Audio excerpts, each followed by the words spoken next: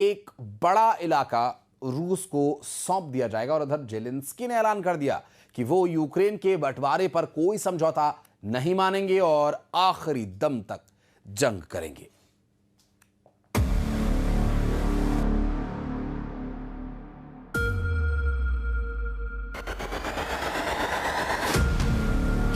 You're not in a good position.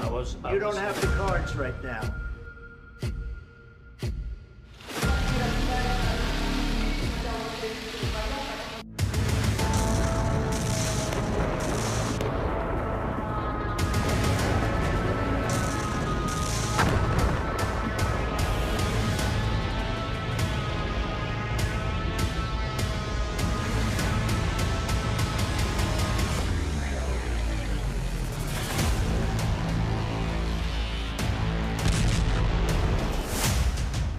Zelensky की Alaska बगावत, जंग करेंगे, जमीन नहीं देंगे।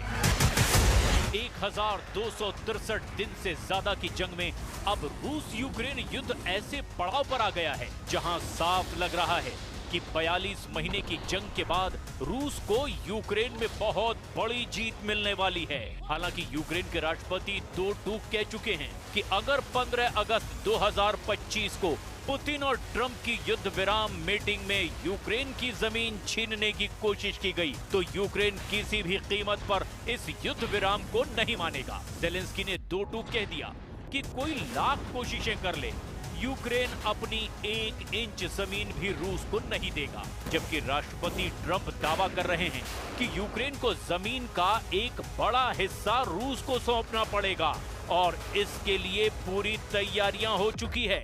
यानी ट्रंप और पुतिन की डील से ठीक पहले अलास्का वार्ता को लेकर ज़ेलेंस्की पूरी तरह भड़क गए हैं।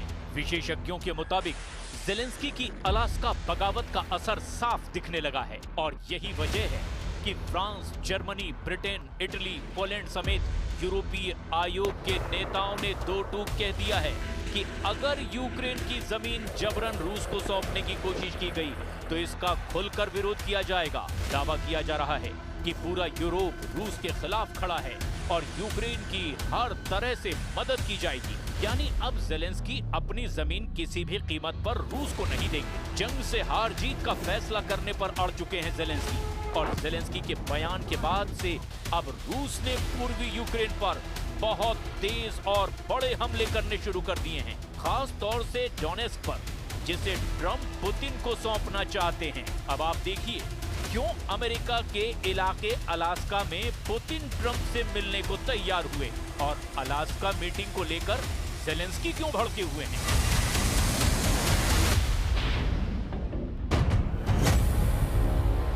अलास्का में यूक्रेन का बंटवारा।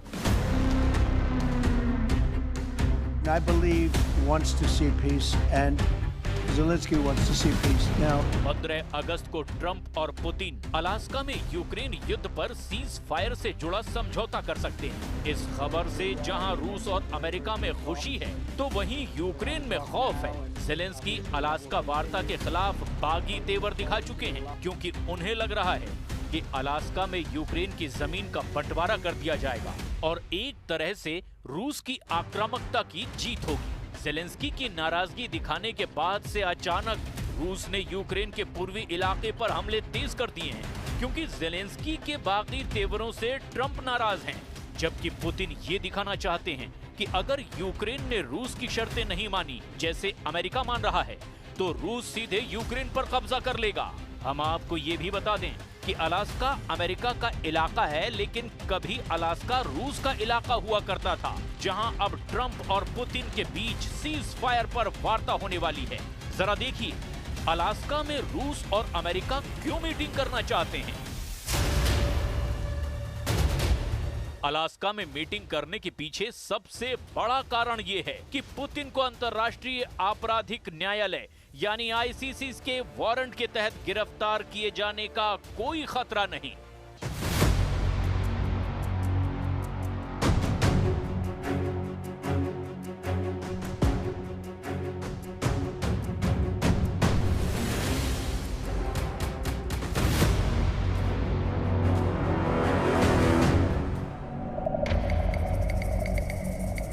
युद्ध अध्ययन संस्थान यानी कि ISW ने कहा कि क्रेमलिन द्वारा यूक्रेन के डोनेस्क क्षेत्र में रूस को युद्ध विराम के लिए जमीन सौंपने की मांग रूस को युद्ध क्षेत्र में बड़ा फायदा पहुंचा सकती है। ज़ेलेंस्की इन्हीं खबरों को लेकर सदमे में हैं। एक रिपोर्ट पोलैंड की मीडिया में छपी जिससे पहले ही तहलका मचा हुआ है। ट्रंप के विशेष सलाहकार स्टीव विटकॉफ ने युद्ध विराम का जो प्रस्ताव दिया, पुतिन करीब 100 घंटे पहले ही वो दिखा चुके थे। वो अब लीक हो चुका है। यूक्रेन के खिलाफ ट्रंप की पुतिन से सीक्रेट डील से जुड़े इस प्रस्ताव को जानकर आप हैरान रह जाएंगे। जरा देखिए, पुतिन और ट्रंप की मीटिंग को लेकर पोलिश समाचार पत्र ने क्या बड़ी खबर छापी है। यूक्रेन के लिए एक गुप्त अमेरिकी युद्ध विराम प्रस्ताव, जिसे कथित तौर पर डोनाल्ड ट्रंप की टीम ने तैयार किया था, उसे मॉस्को को भेजा गया था। अब इसे पोलिश मीडिया आउटलेट ओनेट द्वारा लीक कर दिया गया है। अमेरिका के करीबी और नेटो देश पोलैंड के पोलिश समाचार आउटलेट ओनेट के मुताबिक यूक्रेन के संबंध में एक अनुकूल अमेरिकी प्रस्ताव का विवरण प्राप्त हुआ है, जो मॉस्को में अमेरिकी राष्ट्रपति डोनाल्ड ट्रंप के विशेष दूत स्टीव विटकॉफ के साथ बातचीत के दौरान रूसी शासक व्लादिमीर पुतिन के सामने पेश किया गया था। पोलिश समाचार आउटलेट ओनेट ने यूरोपियन प्रावदा से 7 अगस्त को गुप्त सूत्रों के हवाले से खबर छापी है, जिसमें दावा किया गया कि हमें पता चला है कि मॉस्को को ट्रंप प्रशासन से बहुत ही अनुकूल प्रस्ताव मिला है, जो यूक्रेन डील से जुड़ा हुआ है। ओनेट के अनुसार यूक्रेन में युद्ध विराम का प्रस्ताव तो है, लेकिन पूर्ण शांति समझौता नहीं, जैसा कि रूस चाहता था। यूक्रेन जंग के मुद्दे को 49 साल से लेकर 99 वर्षों तक के लिए स्थगित करके रूस द्वारा कब्जाए गए क्षेत्रों को वास्तविक मान्यता देना है, ना कि कानूनी, यानी ये भी रूस के पक्ष में है। रूस पर लगाए गए अधिकांश अमेरिकी प्रतिबंधों को हटाना और दीर्घकालिक रूप से ऊर्जा सहयोग अर्थात रूसी गैस और तेल की आयात से रोक हटाना भी शामिल है। हालांकि इस प्रस्ताव में कथित तौर पर नेटो विस्तार के विरुद्ध कोई गारंटी शामिल नहीं है, जो मॉस्को की लगातार मांगों में से एक है। न ही रूस को यूक्रेन को सैन्य सहायता बंद करने का कोई वायदा मिला। हालांकि ओनेट के अनुसार ये अंतिम बिंदु रूसियों को स्वीकार बताया जा रहा है। विटकॉफ और पुतिन के बीच बैठक के बाद ट्रंप ने यूक्रेनी राष्ट्रपति व्लादिमीर ज़ेलेंस्की और कई यूरोपीय नेताओं के साथ फोन पर बातचीत भी की थी। ये भी खुलासा हुआ। इसके बाद ट्रंप ने कथित तौर पर यूरोपीय नेताओं से कहा कि उनका इरादा अगले हफ्ते की शुरुआत में पुतिन से मिलने का है, जिसके बाद राष्ट्रपति ज़ेलेंस्की के साथ एक त्रिपक्षीय बैठक होगी। बाद में क्रेमलिन ने पुष्टि की कि रूस और अमेरिका इस बात पर सहमत हुए हैं कि पुतिन और ट्रंप आने वाले दिनों में मिलेंगे। लेकिन हम आपको ये भी बता दें कि अमेरिका ने पहले ही पूरी तरह से कब्जा किए गए और आंशिक रूप से कब्जे वाले यूक्रेनी क्षेत्रों पर रूस के कब्जे को मान्यता देने की पेशकश की थी, जिसे कीव यानी राष्ट्रपति ज़ेलेंस्की ने अस्वीकार कर दिया था।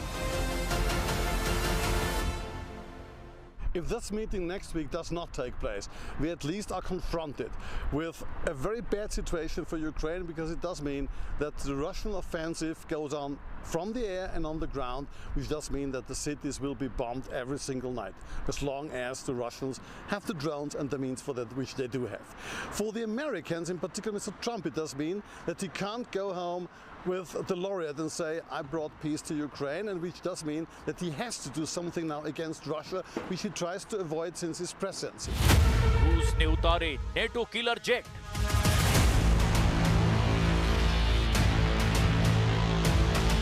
पिछले 24 घंटे में रूस ने यूक्रेनी सेना का सुमय में ऐसा सफाया किया कि कीव में बैठे राष्ट्रपति ज़ेलेंस्की कांपने लगे। वहीं पूर्वी, पश्चिमी और दक्षिणी यूक्रेन में रूसी सेना ने इस तरह से घेराबंदी की है कि अगर 48 से 72 घंटे के अंदर कई मोर्चों पर यूक्रेनी सेना सरेंडर करना शुरू कर देगी, तो इस वक्त रूसी वायुसेना के सुखोई और मिक्स सीरीज के लड़ाकू विमानों ने यूक्रेन के साथ साथ नेटो देशों के बॉर्डर पर भी गदर मचाना शुरू कर दिया है। हालात ये हो गए हैं कि नेटो देश रोमानिया ने ऐलान कर दिया कि वो रूस से सटी अपनी 614 किलोमीटर बॉर्डर पर F-16 से हवाई हमले करने जा रहा है। दावा किया गया कि रूस ने रोमानिया पर हमले का जो गुप्त प्लान तैयार किया है, उसकी भनक नेटो देश रोमानिया को भी लग चुकी है। इधर फ्रांस, ब्रिटेन और यूरोप के 25 देशों ने हवाई युद्ध में रूस को तबाह करने का जो प्लान बनाया, जरा उसे भी समझ लीजिए।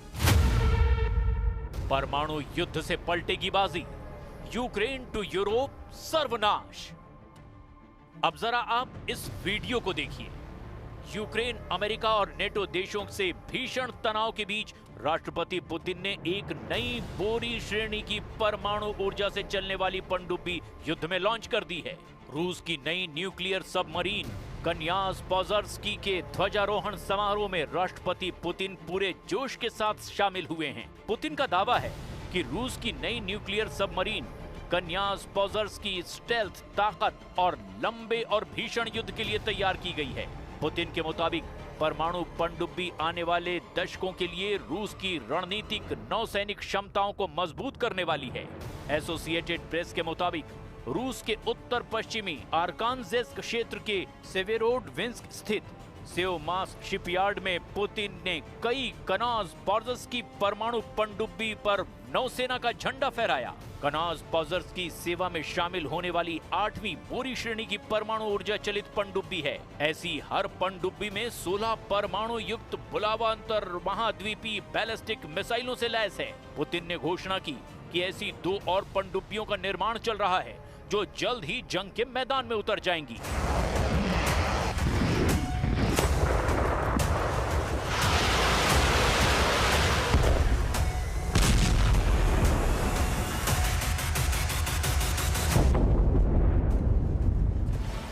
अब ऐसी स्थिति में अंदाजा लगाया जा सकता है कि अगर अलास्का में रूस के पक्ष में फैसला हो गया तो फिर यूक्रेन की तरफ से क्या अमेरिका जंग में साथ देगा या फिर यूरोपीय देश यूक्रेन की तरफ से जंग करेंगे।